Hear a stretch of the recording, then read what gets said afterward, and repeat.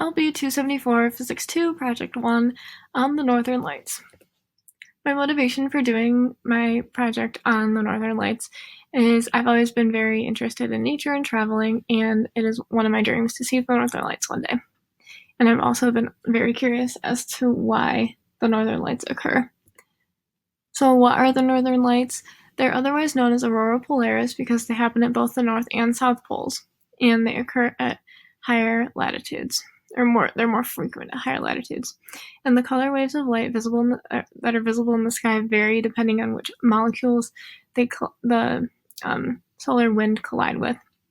So the yellow and green lights collide with oxygen molecules, or it's a collision with an oxygen molecule.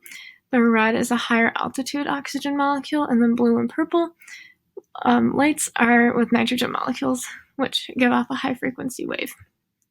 So where can you see the Northern Lights?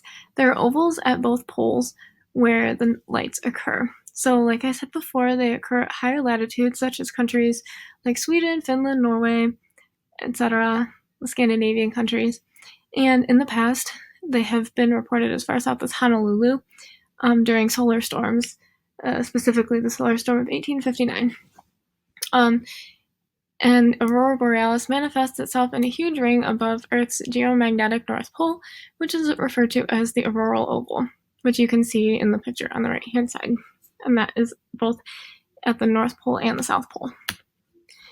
So the physics behind the Northern Lights: the Earth has a liquid metal core, and combined with the Earth rotating, it creates a magnet or a magnetic field. So Earth is essentially a magnet, and because it's a magnet, it has invisible magnetic field lines, as you can see in the picture to the right. So you have charges coming out of the North Pole and going into the South Pole, and they kind of loop around. So when a charged particle from the sun reaches the Earth, which takes 2 to 3 days, and it collides with Earth's magnetic field and the atmospheric gases, that's what creates the phenomenon of the Northern Lights.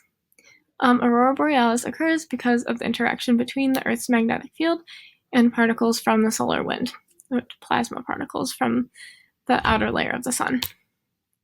So as you can see here, you have a solar flare, and then the solar wind will take 2 to 3 days to reach Earth. And then those particles from the solar wind are sucked in by Earth's magnetic field.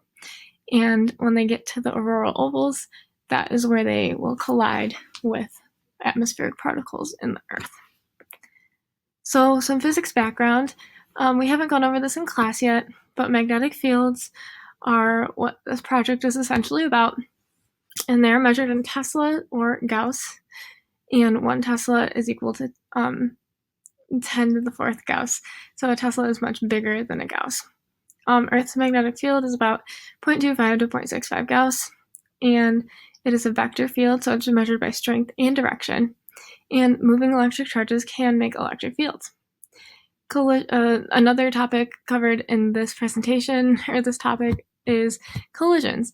So the collisions between atmospheric particles and solar wind particles. So we could tie that back to kinematics if we really wanted to from last semester. So this is the class problem. So please calculate the distance of the dipole if V is equal to 0.45 Gauss. The co-latitude is 11.5 degrees, and M is 8 times 10 to the 22nd. So there is a solution. You can use either one of the equations. I use the second one to solve that R, or the distance from the dipole, is 1.17 times 10 to the 11th meters. And yeah, so here are my sources, and thank you for listening.